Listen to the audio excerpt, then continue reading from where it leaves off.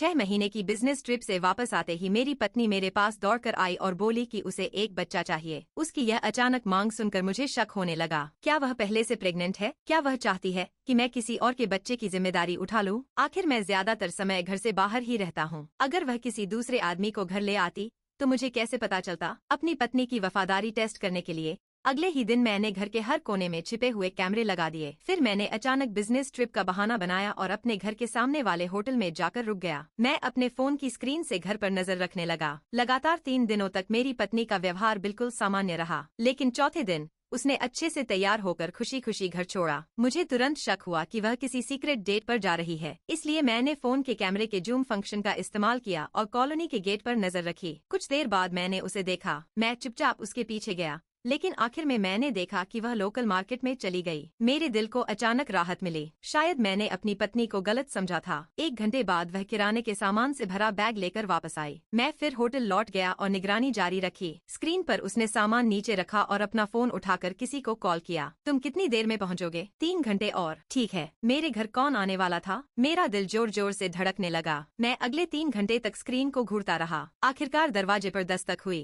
मेरी पत्नी खुशी खुशी दरवाजा खोलने गई। मैंने एक आदमी को कैमरे में अंदर आते देखा। जैसे ही मैंने उसका चेहरा साफ देखा, मुझे ऐसा लगा जैसे मुझ पर बिजली गिर गई हो। वह कोई और नहीं बल्कि मेरी पत्नी का बॉस जी बाजांग था। दोनों साथ बैठकर बातें कर रहे थे और खाना खा रहे थे। वे बिल्कुल एक शादीशुदा जोड़े की तरह लग रहे थे। मेरा सिर फटने जैसा महसूस होने लगा। उस पल मेरा मन कर रहा था कि मैं तुरंत वहां जाकर दोनों की बुरी तरह पिटाई कर दूं, लेकिन मैंने खुद को रोक लिया। मुझे पक्के सबूत का इंतजार करना था। आधे घंटे बाद दोनों खाना खत्म करके बेडरूम में चले गए और साथ में आराम करने की तैयारी करने लगे। उस समय मैं गुस्से से जल रहा था, लेकिन मेरा चेहरा पूरी तरह शांत था। मेरे होठों पर मुस्कान थी, लेकिन वह मुस्कान कड़वाहट से भरी हुई थी। मैंने इतनी मेहनत सिर्फ उसे एक सुरक्षित घर देने के लिए की थी और $2 लाख की डाउन पेमेंट जोड़ने के लिए दिन रात मेहनत की थी। मैंने हर तरह की मुश्किलें झेली थी और आखिरकार एक घर खरीदा और शादी की। लेकिन शादी के सिर्फ 1 साल बाद उसने मेरी पीठ पीछे ऐसा काम कर दिया। फोन की स्क्रीन पर वह घिनौना दृश्य देखते हुए मेरे होठों पर धीरे धीरे एक ठंडी मुस्कान आ गई। फिर मैंने निगरानी वाला ऐप बंद किया और एक नए सिम कार्ड से पुलिस को फोन किया। मैं एक अपराध की रिपोर्ट करना चाहता हूँ। यूजीन गार्डन,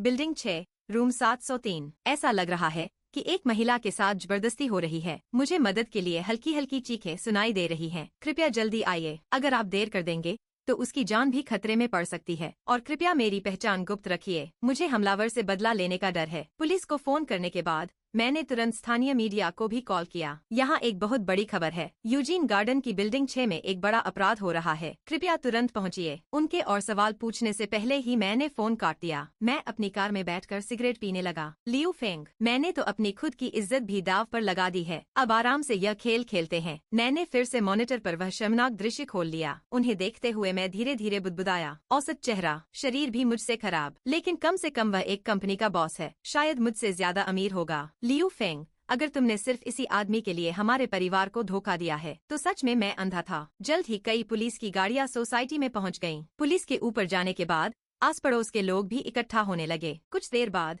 मीडिया रिपोर्टर भी अपने कैमरामैन के साथ आ गए। मेरी मुस्कान और चौड़ी हो गई। मुस्कुराते मुस्कुराते मेरी आंखों के कोनों से कुछ आंसू भी निकल पड़े। लगभग आधे घंटे बाद पुलिस लियू फेंग और जी बाकिंग को बाहर लेकर आई। दोनों अब पूरी तरह कपड़े पहने हुए थे और उन्हें पुलिस की गाड़ी में बैठा दिया गया। चालाक रिपोर्टर भी भीड़ में घुसकर लगातार तस्वीरें लेने लगा। आसपास खड़े लोगों ने भी अपने फोन निकालकर वीडियो बनाना शुरू कर दिया। मैंने सुना है कि यह घर में घुसकर हमला करने का मामला है। यह आदमी तो बहुत बड़ा कमीना है। बकवास मत करो। तुम्हें यह जानकारी कहाँ से मिली? मैं बताता हूँ। वह औरत मेरे ऊपर वाले फ्लैट में रहती है। उसका पति अक्सर बिजनेस ट्रिप पर रहता है। जब उसका पति घर पर नहीं होता तब मैं ऊपर से अक्सर अजीब आवाजें सुनता हूँ। वे दोनों साफ साफ अफेयर में हैं। हाँ, मुझे भी इस बारे में पता था। मैं उसके पति को बताने का मौका ढूंढ रहा था, लेकिन अब तो लगता है कि उसका पति गुस्से से फट पड़ेगा। मुझे पूरा यकीन था कि अब वे दोनों पूरी तरह बदनाम हो चुके थे और इस पूरे मामले में मैं पीड़ित पति बन जाऊंगा। मेरा लक्ष्य पूरा हो चुका था। अब मुझे सिर्फ पुलिस के परिवार को सूचना देने का इंतजार करना था। मैं बेसब्री से अपनी पत्नी के चेहरे का वह भाव देखना चाहता था जब वह मेरा सामना करेगी। होटल लौटने के थोड़ी देर बाद मुझे पुलिस का फोन आया। यह हांगझो म्यूनिसिपल पब्लिक सिक्योरिटी ब्यूरो है। क्या आप मिस्टर वोंग बोल रहे हैं? मेरे चेहरे पर जीत की मुस्कान थी, लेकिन मेरी आवाज में मैंने बनावटी उलझन भर ली। हाँ, क्या बात है? पुलिस अधिकारी ने कहा। हमें एक रिपोर्ट मिली थी कि आपकी पत्नी के साथ हमला हुआ है। मैंने तुरंत बीच में टोकते हुए कहा, आप कह रहे हैं कि मेरी पत्नी के साथ कुछ हुआ है। आपको यकीन है कि आपसे कोई गलती नहीं हुई? कहीं यह कोई स्कैम कॉल तो नहीं है? अधिकारी ने कहा। सर, कृपया शांत हो जाइए। मेरी पत्नी का नाम लियू फेंग है। क्या आप पक्के तौर पर कह रहे हैं कि वही है? वह अभी कैसी है? 2 बार टोक दिए जाने के बाद पुलिस अधिकारी की आवाज थोड़ी गंभीर हो गई। सर, पहले मेरी बात सुन लीजिए। आपकी पत्नी के साथ कोई हमला नहीं हुआ है। मैंने राहत की सांस लेने का नाटक किया। अच्छा है, बहुत अच्छा है। शुक्र है कि लियू फेंग ठीक है। लेकिन अगले ही पल अधिकारी बोला, हालांकि वह आपके प्रति बेवफा रही है। हमारी जांच के अनुसार दोनों के बीच सब कुछ आपसी सहमति से हुआ था। पुलिस की यह बात सुनकर मैं काफी देर तक चुप रहा, जैसे मुझ पर बहुत बड़ा सदमा टूट पड़ा हो। हालांकि धोखा खाने वाले पति की भूमिका निभाना मेरे लिए मुश्किल नहीं था। मिस्टर वोंग, आप ठीक हैं? हम जानते हैं कि यह बात स्वीकार करना आसान नहीं है, लेकिन कृपया खुद को संभालिए। मेरी आवाज में कड़वाहट झलक रही थी। मैं ठीक हूँ, बस यह खबर बहुत अचानक है। मुझे इसे समझने के लिए थोड़ा समय चाहिए। और आपने अभी तक मेरे सास-ससुर को इसके बारे में नहीं बताया है ना? वे बूढ़े हैं और उनकी तबीयत भी ठीक नहीं रहती। वे यह सदमा बर्दाश्त नहीं कर पाएंगे। फोन के दूसरी तरफ कुछ पल के लिए खामोशी छा गई। माफ कीजिए, मेरे एक सहकर्मी ने उन्हें पहले ही सूचना दे दी है। मेरे होठों के कोनों पर हल्की मुस्कान आ गई, लेकिन मैंने अपनी आवाज में घबराहट भरते हुए कहा, मैं अभी तुरंत वहाँ पहुँचता हूँ। फोन रखते ही मैंने अपना मोबाइल एक तरफ फेंक दिया और बिस्तर पर लेट गया। लियू फेंग, अब देखते हैं कि तुम अपने माता पिता का सामना कैसे करोगी। मुझे याद था कि उसके पिता को दिल की बीमारी है। मैं सोचने लगा, क्या तुम्हारी वजह से उन्हें इतना गुस्सा आएगा कि उनकी जान ही चली जाए? मैंने ठंडी हंसी हंसी और सोचने लगा कि थोड़ी देर बाद मुझे किस तरह का रवैया अपनाना चाहिए। रात के 11 बजे तक मैं पुलिस स्टेशन के लिए निकल पड़ा। जैसे ही मैं कार से उतरा, मैं बहुत बेचैन और चिंतित दिखते हुए सीधे पूछताछ वाले कमरे में घुस गया। मेरे चेहरे पर दबा हुआ गुस्सा साफ दिखाई दे रहा था। लियू फेंग कुर्सी पर खाली आंखों से बैठी थी। जैसे ही उसने मुझे देखा, उसने शर्म से अपना सिर झुका लिया। मैंने धीरे से उसका हाथ पकड़ लिया। उसने हाथ छुड़ाने की कोशिश की, लेकिन मैंने उसे मजबूती से थाम लिया। डार्लिंग, बताओ, क्या मैंने तुम्हारे साथ कभी बुरा व्यवहार किया? लियू फेंग ने सिर झुकाए रखा और कुछ नहीं बोली। तभी मेरा फोन बज उठा। मैंने स्क्रीन की ओर देखा। माँ और पिताजी का फोन था। मैंने उसकी तरफ देखते हुए कहा, शायद तुम मुझसे बात नहीं करना चाहती, लेकिन सोच लो कि तुम उन्हें यह सब कैसे समझाओगी। मैं थोड़ा हटकर फोन उठाने चला गया। क्या पिताजी की दिल की बीमारी फिर से बढ़ गई? ठीक है, मैं अभी लियू फेंग को लेकर वहाँ पहुँचता हूँ। मैंने पीछे मुड़कर देखा। लियू फेंग अभी भी सदमे में खड़ी थी। अब भी क्या सोच रही हो? चलो, तुम्हारे पापा अस्पताल में है, हमारे बीच की बातें घर जाकर करेंगे। रास्ते में मैंने कार की खिड़की नीचे कर दी। ठंडी हवा मेरे चेहरे से टकरा रही थी। अचानक मैंने उससे पूछा, क्या तुम प्रेग्नेंट हो? लियू फेंग चुपचाप खिड़की के बाहर देखती रही। उसने एक शब्द भी नहीं कहा। मैंने ठंडे स्वर में कहा, अगर तुम अभी भी मेरे साथ रहना चाहती हो तो उस बच्चे को गिरा दो। मुझे नहीं लगता कि वह बच्चा मेरा है और मैं किसी दूसरे आदमी के बच्चे को कभी नहीं पालूंगा। लियू फेंग फिर भी चुप रही। शायद एक के बाद एक लगे इन झटकों को वह सह नहीं पा रही थी। जब हम सिटी हॉस्पिटल पहुँचे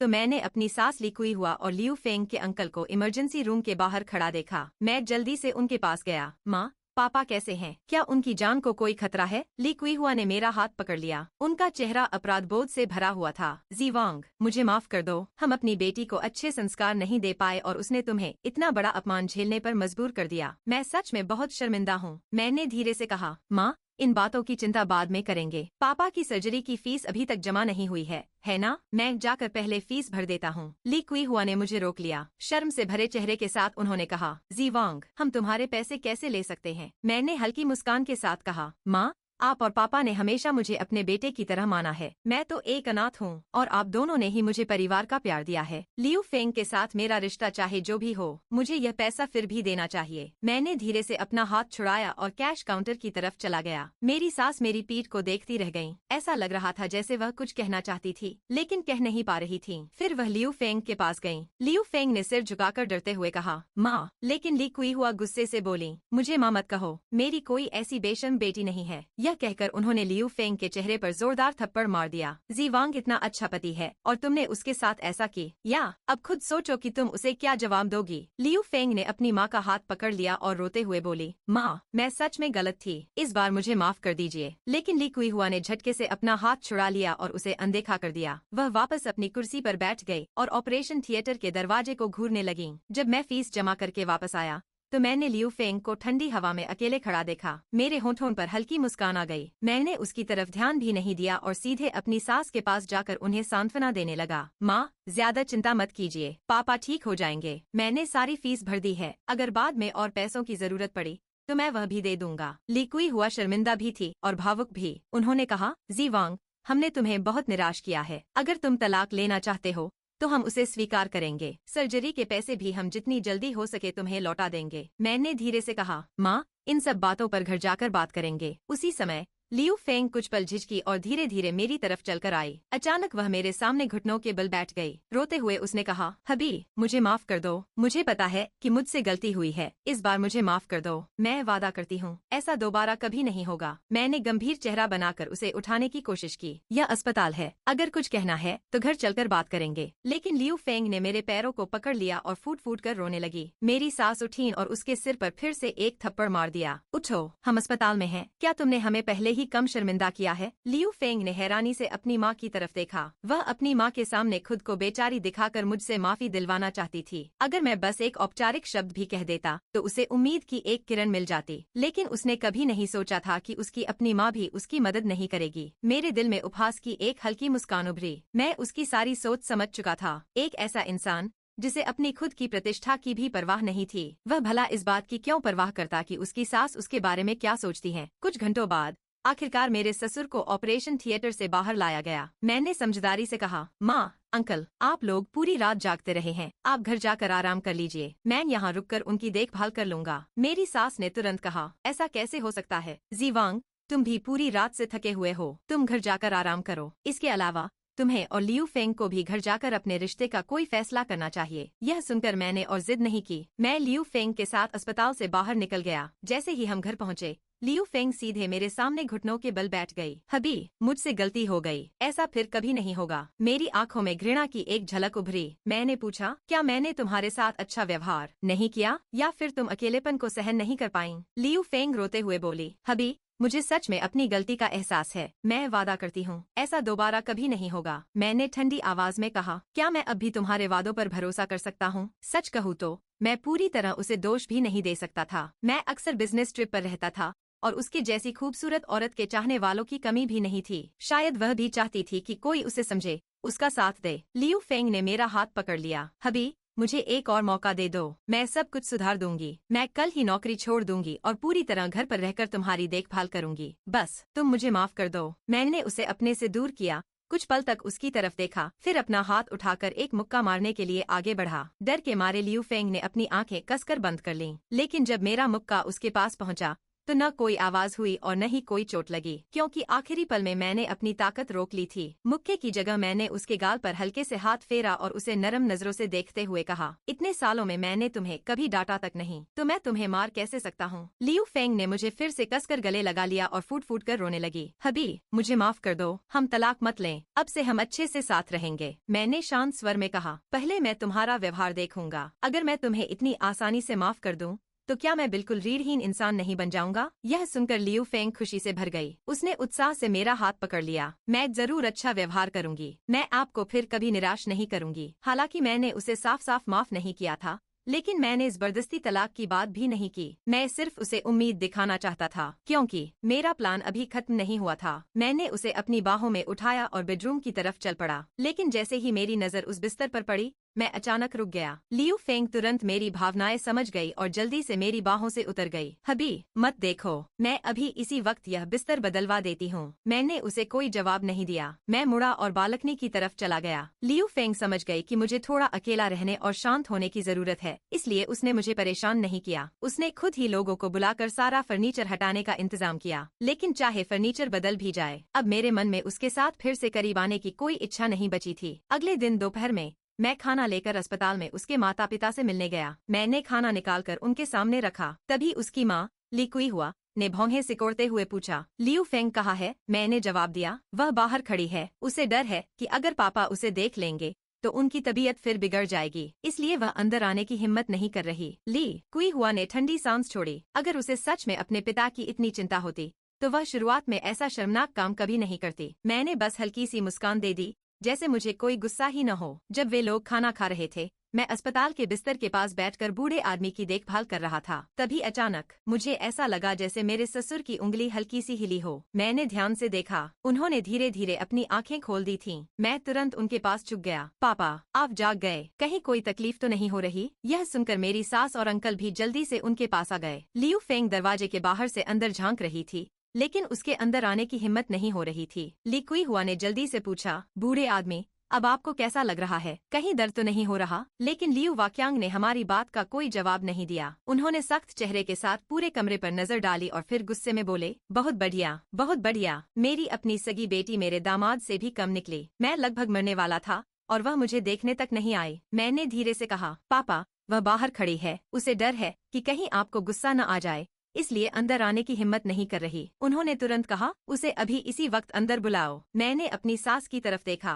उन्होंने चुपचाप सिर हिलाया। तब मैं कमरे से बाहर गया और लियू फेंग को अंदर लेकर आया। अपने पिता का सख्त चेहरा देखते ही लियू फेंग डर से सिर झुका गई। उसने धीमी आवाज में कहा, पापा। लेकिन लियू वाक्यांग ने ठंडे स्वर में कहा, मुझे पापा मत कहो, मेरी कोई ऐसी बेटी नहीं है। यह सुनते ही लियू फेंग धड़ाम से घुटनों के बल बैठ गई। उसका चेहरा आंसुओं से भर गया। पापा, मुझे पता है कि मुझसे गलती हुई है, कृपया गुस्सा मत कीजिए। मैं मन ही मन आह भरने लगा। लगता है इसे घुटनों पर बैठने की अच्छी प्रैक्टिस है। लियू वाक्यांग उठने की कोशिश करने लगे, लेकिन उनके शरीर में बिल्कुल ताकत नहीं थी। फिर उन्होंने मेरी तरफ देखा। जीवांग, मेरी तरफ से इसे एक थप्पड़ मारो। मैं कुछ पल के लिए जड़ हो गया। हालांकि मैं सच में उसे मारना चाहता था, लेकिन मुझे शक हुआ कि बूढ़ा आदमी मेरी परीक्षा ले रहा है। जब मैंने काफी देर तक कोई हरकत नहीं की तो उन्होंने फिर कहा, क्या बात है, एक औरत को मारने की भी हिम्मत नहीं है? क्या तुम आदमी भी हो? उनकी बातें मेरे दिल में आग की तरह जलने लगीं। मैंने जमीन पर कांपती हुई लियू फेंग की तरफ देखा, फिर अस्पताल के बिस्तर पर पड़े अपने ससुर की धुंधली लेकिन तेज नजरों की तरफ देखा।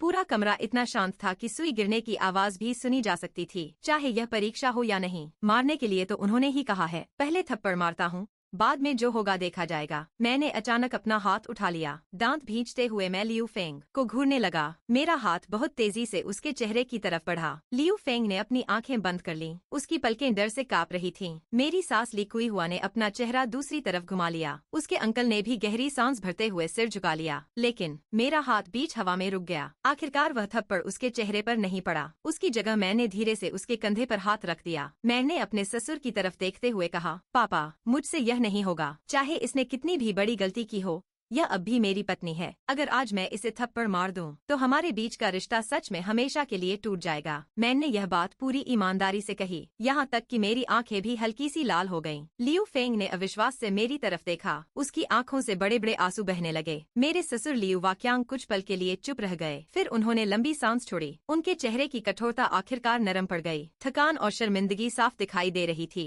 उन्होंने धीरे से कहा, जीवांग, हमारी लियू फैमिली ने तुम्हारे साथ बहुत गलत किया है। मैंने सिर हिलाया और उनके लिए पानी डालने के लिए मुड़ गया। मेरी पीठ उनकी तरफ थी और मेरे चेहरे पर कोई भाव नहीं था। जिस पल मैंने वह निगरानी वाली वीडियो देखी थी, उसी पल मेरे अंदर की सारी सहानुभूति और दया जलकर खत्म हो चुकी थी। अब मेरे दिल में सिर्फ एक ठंडी योजना थी और बदले की आने वाली संतुष्टि। एक हफ्ते बाद मेरे ससुर को अस्पताल से छुट्टी मिल गई और वे घर पर आराम करने लगे। उनकी देखभाल आसान हो जाए, इस बहाने मैंने प्रस्ताव रखा कि दोनों बुजुर्ग कुछ समय के लिए हमारे साथ आकर रहें। लियू फेंग में इस बात का विरोध करने की हिम्मत नहीं थी। ली कुई हुआ इतनी भावुक हो गई कि उन्हें समझ ही नहीं आया कि क्या कहें। जिंदगी मानो फिर से सामान्य हो गई। मैं हमेशा की तरह काम पर जाने लगा, यहाँ तक कि लियू फेंग के प्रति मेरा रवैया भी काफी नरम हो गया। उसने अपने वादे के अनुसार नौकरी छोड़ दी। वह पूरा दिन घर पर कपड़े धोने, खाना बनाने और मेरी तथा अपने माता पिता की सेवा करने में बिताने लगी। रात में वह गेस्ट रूम में सोती थी। जिस नए बिस्तर को बदलने की उसे इतनी जल्दी थी, मैंने कभी उस पर कदम तक नहीं रखा। उसे लगा कि उसके प्रायश्चित की शुरुआत हो चुकी है। उसे लगा कि अगर वह काफी विनम्र और आज्ञाकारी बनी रही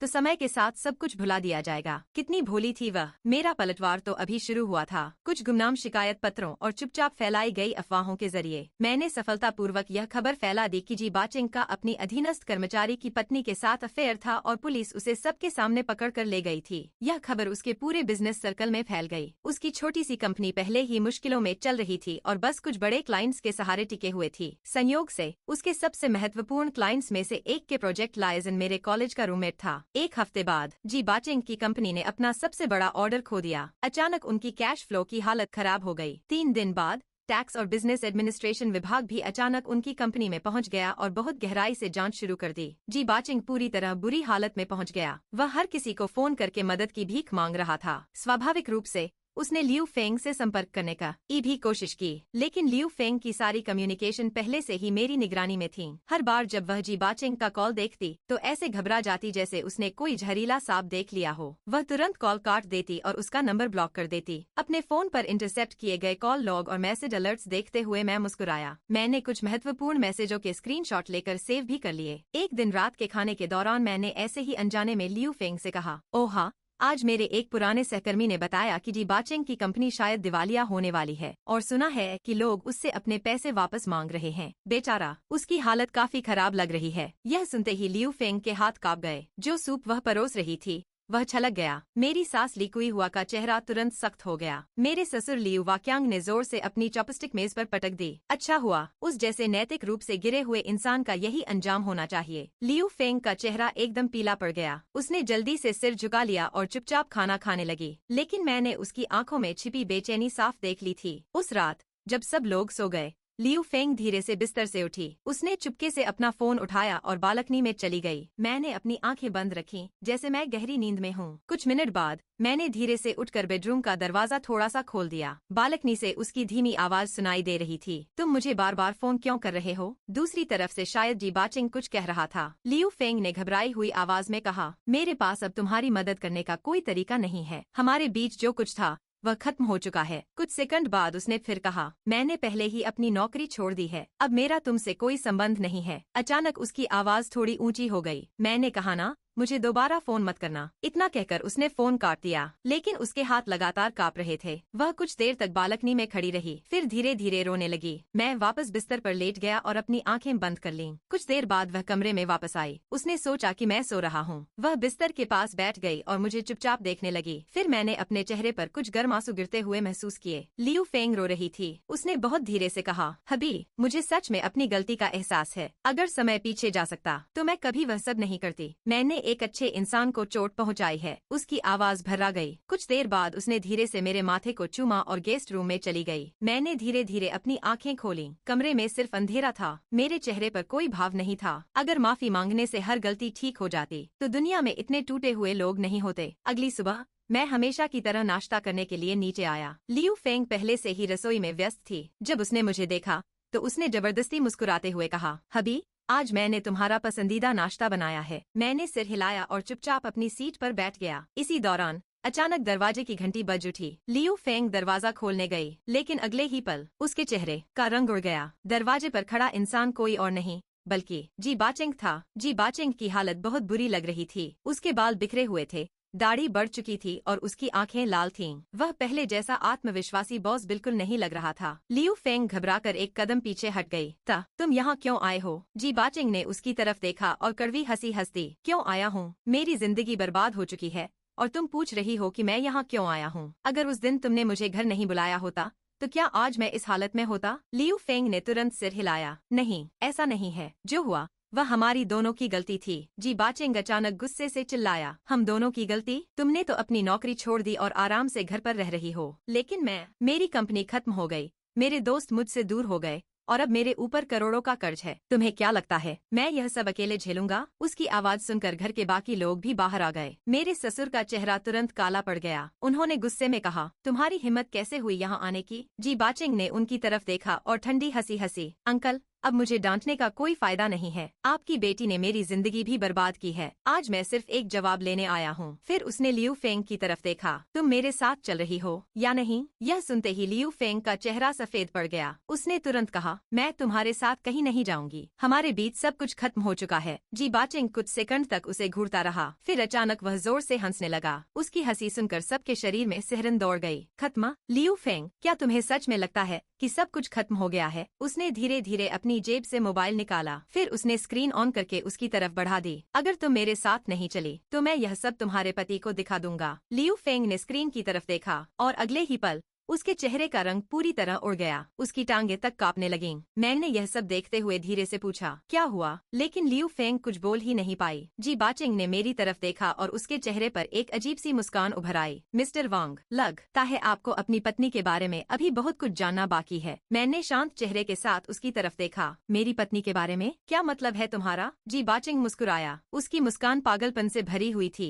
तुम सोचते हो कि मैं और लियू फेंग सिर्फ एक बार मिले थे? तुम सोचते हो कि तुम्हारी पत्नी सिर्फ एक छोटी सी गलती करके पछता रही है? यह सुनते ही लियू फेंग डर के मारे चिल्ला उठी, बस करो, एक शब्द भी मत बोलो। लेकिन जी बाचिंग ने उसकी बात अनसुनी कर दी। उसने फोन मेरी तरफ बढ़ा दिया, खुद देख लो। मैंने फोन लिया और स्क्रीन की तरफ देखा। वहाँ ढेर सारी तस्वीरें और चैट रिकॉर्ड थे। कुछ तस्वीरों में लियू फेंग और जी बाचिंग साथ खाना खा रहे थे, कुछ में वे हाथ पकड़े हुए थे और कुछ इतनी करीबी थी कि एक पति के लिए उन्हें देखना असहनीय था। कमरे का माहौल अचानक जमसा गया। मेरे ससुर के हाथ कांपने लगे। मेरी सास का चेहरा पूरी तरह पीला पड़ गया। लियू फेंग रोते हुए मेरे सामने घुटनों के बल बैठ गई। हबी, मेरी बात सुनो। मैं उस समय समझ नहीं पा रही थी कि मैं क्या कर रही हूँ, लेकिन अब मुझे सच में अपनी गलती का एहसास है। मैंने धीरे से फोन नीचे कर दिया। मेरे चेहरे पर कोई भाव नहीं था। जितना शांत मैं बाहर से दिख रहा था, अंदर उतना ही ठंडा था, क्योंकि ये सारी चीजें मैं पहले ही देख चुका था। लेकिन मेरे ससुर और सास के लिए यह किसी बम के फटने से कम नहीं था। लियू वाक्यांग गुस्से से कांपने लगे। उन्होंने पास रखा पानी का गिलास उठाया और सीधे लियू फेंग की तरफ फेंक दिया। तुमने हमें पूरी तरह बर्बाद कर दिया। हमारी पूरी जिंदगी की इज्जत आज तुम्हारी वजह से मिट्टी में मिल गई। लिकुई हुआ भी रोने लगी। मैंने तुम्हें ऐसा बनने के लिए नहीं पाला था। तुमने एक अच्छे पति को धोखा दिया और अपने माता पिता का सिर भी शर्म से झुका दिया। लियू फेंग जमीन पर बैठी सिर्फ रोती रही। उसके पास खुद को सही साबित करने के लिए कोई शब्द नहीं बचे थे। तभी जी बाचिंग ने अचानक मेरी तरफ देखा। मिस्टर वांग, अब आपको सब पता चल गया है, तो बताइए, क्या आप अब भी इस औरत को माफ करेंगे? मैंने कुछ सेकंड तक कोई जवाब नहीं दिया। फिर मैंने धीरे से लियू फेंग की तरफ देखा। उसका चेहरा आंसुओं से भीगा हुआ था। वह कांप रही थी, जैसे अपने अंतिम फैसले का इंतजार कर रही है। ओह, मैंने धीरे से एक लंबी सांस ली, फिर कहा, मैं अब और नहीं जानता कि मुझे क्या करना चाहिए। यह सुनते ही लियू फेंग की आंखों में उम्मीद की एक हल्की किरण चमकी, लेकिन अगले ही पल मैंने धीरे से सिर झुका लिया। मेरे चेहरे पर गहरी थकान दिखाई दे रही थी। मैंने सच में पूरी कोशिश की थी। मैंने सोचा था कि अगर तुम पछता रही हो तो शायद हम फिर से शुरुआत कर सकते हैं, लेकिन अब मैंने अपना वाक्य अधूरा छोड़ दिया। कमरे में एक भारी खामोशी छा गई। लियू फेंग अचानक मेरे पैरों को पकड़कर रोने लगी। हबी, प्लीज मुझे मत छोड़ो, मैं सच में बदल जाऊंगी। मैं अपनी पूरी जिंदगी तुम्हारी भरपाई करने में लगा दूंगी। मैंने उसकी तरफ देखा। मेरी आंखों में दर्द साफ दिखाई दे रहा था। लेकिन क्या टूटा हुआ भरोसा फिर से जुड़ सकता है? यह सवाल सुनकर लियू फेंग पूरी तरह टूट गई। वह जमीन पर बैठी रोती रही। तभी जी बाचिंग अचानक जोर से हंसने लगा। क्या मजाक है? तुम दोनों अभी भी पति पत्नी का नाटक कर रहे हो? उसने लियू फेंग की तरफ उंगली उठाई। जब तुम मेरे साथ थी तब तुमने कहा था कि तुम अपने पति से प्यार नहीं करती। तुमने कहा था कि तुम्हारी शादी सिर्फ एक समझौता है। यह सुनते ही लियू फेंग का चेहरा डर से सफेद पड़ गया। नहीं, मैंने ऐसा नहीं कहा था। लेकिन जी बाचिंग ने तुरंत अपने फोन में एक रिकॉर्डिंग चला दी। जल्द ही कमरे में लियू फेंग की आवाज गूंजने लगी। मैं अब अपने पति से प्यार नहीं करती। उसके साथ रहना मुझे घुटन देता है। अगर मौका मिला तो मैं सब कुछ छोड़ दूंगी। रिकॉर्डिंग खत्म होते ही पूरा कमरा शांत हो गया। मेरे ससुर की आंखें लाल हो गईं। उन्होंने कांपती आवाज में कहा, बस अब और कुछ सुनने की जरूरत नहीं है। लिकुई हुआ ने अपना चेहरा ढक लिया और रोने लगी। लियू फेंग पूरी तरह टूट चुकी थी। वह लगातार सिर हिलाते हुए कह रही थी, नहीं, ऐसा नहीं है। मैं उस समय समझ नहीं पा रही थी कि मैं क्या कह रही थी, लेकिन अब उसकी कोई बात किसी को सुनाई नहीं दे रही थी।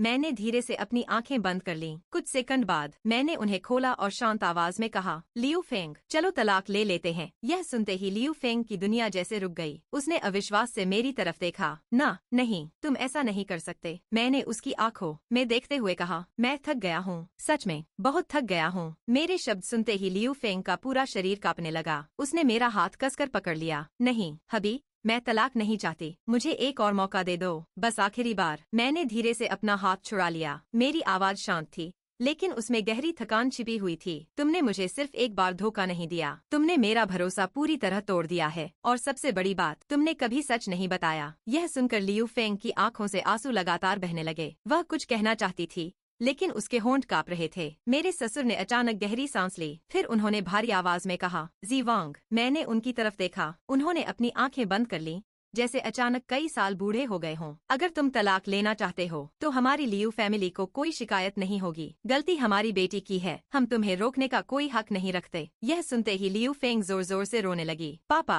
आप ऐसा कैसे कह सकते हैं? मैं जी वांग से प्यार करती हूँ। लियू वाक्यांग ने गुस्से में उसकी तरफ देखा। अगर तुम उससे प्यार करती थी तो उसे धोखा क्यों दिया? एक ही सवाल ने लियू फेंग को पूरी तरह चुप करा दिया। उसके पास कोई जवाब नहीं था। कमरे में फिर से सन्नाटा छा गया। कुछ देर बाद मैंने धीरे से कहा, मैंने पहले ही फैसला कर लिया है, हम दोनों के लिए अलग हो जाना ही बेहतर होगा। लियू फेंग ने सिर हिलाया। नहीं नहीं। वह घुटनों के बल मेरे पास घिसट कर आई और मेरे कपड़े पकड़ लिए। मैं तुम्हें खो नहीं सकती। अगर तुम मुझे छोड़ दोगे तो मैं सच में जी नहीं पाऊंगी। मैंने उसकी तरफ देखा। मेरे चेहरे पर कोई गुस्सा नहीं था, सिर्फ एक अजीब सी शांति थी। लेकिन जिस दिन तुमने मुझे धोखा दिया उस दिन क्या तुमने कभी सोचा था कि मैं कैसे जीऊंगा? यह सुनते ही लियू फेंग जैसे पत्थर की मूर्ति बन गई। उसकी पकड़ धीरे धीरे ढीली पड़ गई। मैंने एक कदम पीछे हटाया, फिर शांत आवाज में कहा, कल मैं तलाक के कागज तैयार करवा दूंगा। अगर तुम चाहो तो हम आपसी सहमति से अलग हो सकते हैं। यह कहकर मैं मुड़ा और धीरे धीरे दरवाजे की तरफ चल पड़ा। मेरे पीछे सिर्फ लियू फेंग के रोने की आवाज गूंज रही थी और उसी पल मुझे पहली बार महसूस हुआ कि मेरा बदला लगभग पूरा हो चुका था। अगले दिन मैं हमेशा की तरह काम पर चला गया। जब मैं शाम को घर लौटा तो मैंने देखा कि लियू फेंग सोफे पर बैठी थी। उसकी आंखें सूजी हुई थीं। ऐसा लग रहा था जैसे वह पूरे दिन रोती रही हो। मेरे सामने आते ही वह धीरे से खड़ी हो गई। उसके हाथ में कुछ कागज थे। मैंने शांत स्वर में पूछा, ये क्या है? उसने कांपते हुए हाथों से कागज मेरी तरफ बढ़ा दिए। तलाक के कागज। मैंने उन पर साइन कर दिए हैं। मैं कुछ सेकंड तक उसे देखता रहा, फिर मैंने धीरे से कागज अपने हाथ में ले लिए। लियू फेंग ने सिर झुका लिया। उसकी आवाज बहुत धीमी थी। मैं जानती हूँ, मैंने तुम्हें खो दिया है और मेरे पास तुम्हें रोकने का कोई हक नहीं है। लेकिन जाने से पहले मैं तुमसे एक आखिरी बात कहना चाहती हूँ। मैंने कुछ नहीं कहा। वह धीरे धीरे मेरे सामने घुटनों के बल बैठ गई। उसकी आंखों से आंसू लगातार बह रहे थे। मैंने अपनी जिंदगी की सबसे बड़ी गलती की। मैंने उस इंसान को चोट पहुंचाई जिसने मुझसे सबसे ज्यादा प्यार किया। अगर इस दुनिया में कोई ऐसा इंसान है जिसने मुझे बिना किसी शर्त के प्यार किया तो वह सिर्फ तुम हो। लेकिन मैंने उस प्यार को अपने हाथों से बर्बाद कर दिया। मेरे चेहरे पर कोई भाव नहीं था। मैं बस चुपचाप उसे देखता रहा। लियू फेंग ने कांपती आवाज में कहा, अगर अगले जन्म जैसी कोई चीज सच में होती है तो मैं फिर से तुमसे मिलना चाहूंगी और इस बार मैं तुम्हें कभी धोखा नहीं दूंगी। इतना कहकर उसने अपना सिर नीचे कर लिया। मैंने धीरे से सांस छोड़ी। फिर मैंने तलाक के कागज मेज पर रख दिए। कल हम सिविल अफेयर्स ब्यूरो चलेंगे। यह सुनते ही लियू फेंग का शरीर हल्का सा कांप गया। लेकिन इस बार उसने मुझे रोकने की कोशिश नहीं की। उसने बस धीरे से सिर हिला दिया। उस रात हम दोनों ने एक भी शब्द नहीं कहा। एक ही घर में रहते हुए भी हम दो अजनबियों की तरह थे। अगली सुबह हम दोनों साथ में बाहर निकले। पूरे रास्ते कार के अंदर गहरी खामोशी छाई रही। जब हम तलाक रजिस्ट्रेशन ऑफिस पहुंचे, लियू फेंग अचानक रुक गई। उसने मेरी तरफ देखा। उसकी आंखों में आखिरी उम्मीद की एक छोटी सी किरण अब भी बाकी थी। हबी, अगर मैं कहूँ कि मैं अभी भी तुमसे प्यार करती हूँ तो क्या तुम अपना फैसला बदल दोगे? मैं कुछ पल तक चुप रहा, फिर मैंने धीरे से सिर हिला दिया। नहीं। मेरे जवाब ने लियू फेंग की आंखों में बची आखिरी उम्मीद भी खत्म कर दी। उसने धीरे से सिर झुका लिया। कुछ सेकंड बाद उसने एक कड़वी मुस्कान दी। मैं समझ गई, इस बार मैंने सच में तुम्हें हमेशा के लिए खो दिया है। मैंने कुछ नहीं कहा। हम दोनों चुपचाप अंदर चले गए। तलाक की प्रक्रिया बहुत जल्दी पूरी हो गई। जब हम बाहर निकले, हम अब पति पत्नी नहीं थे, सिर्फ दो अजनबी थे जो कभी एक दूसरे से बहुत प्यार करते थे। सीढ़ियों के पास पहुंचते ही लियू फेंग अचानक रुक गई। उसने धीरे से कहा, क्या मैं तुम्हें आखिरी बार गले लगा सकती हूँ? मैं कुछ पल तक चुप रहा, फिर धीरे से सिर हिला दिया। अगले ही पल वह मेरे गले लग गई। उसने मुझे बहुत कसकर पकड़ लिया। उसका शरीर लगातार कांप रहा था। मेरी शर्ट उसके आंसुओं से भीग गई। कुछ देर बाद उसने धीरे से कहा, धन्यवाद मेरी जिंदगी में आने के लिए, मुझे इतना प्यार देने के लिए, और मुझे माफ कर देना कि मैं उस प्यार के लायक नहीं थी। यह कहकर उसने धीरे धीरे मुझे छोड़ दिया। उसकी आंखें पूरी तरह लाल हो चुकी थीं। मैंने उसकी तरफ देखा। मेरे दिल में अब गुस्सा नहीं था, लेकिन प्यार भी नहीं बचा था। सिर्फ एक अजीब सी शांति थी। लियू फेंग ने अपने आंसू पोंछे और मुस्कुराने की कोशिश की। अब से अपना ख्याल रखना। मैंने धीरे से सिर हिलाया। तुम भी। वह कुछ सेकंड तक मुझे देखती रही, जैसे वह मेरे चेहरे को हमेशा के लिए अपनी यादों में बसा लेना चाहती हो। फिर वह मुड़ी और धीरे धीरे दूर चली गई। मैं वहीं खड़ा उसकी पीठ को देखता रहा जब तक वह मेरी नजरों से पूरी तरह ओझल नहीं हो गई। मैंने आसमान की तरफ देखा और लंबी सांस ली। मेरी शादी आखिरकार खत्म हो चुकी थी और उसी पल मुझे एहसास हुआ कि बदला लेने के बाद भी दिल के अंदर का खालीपन कभी पूरी तरह नहीं भरता। तलाक के बाद मैंने वह घर बेच दिया। मैं उसी शहर में नहीं रहना चाहता था जहाँ मेरी शादी टूटी थी।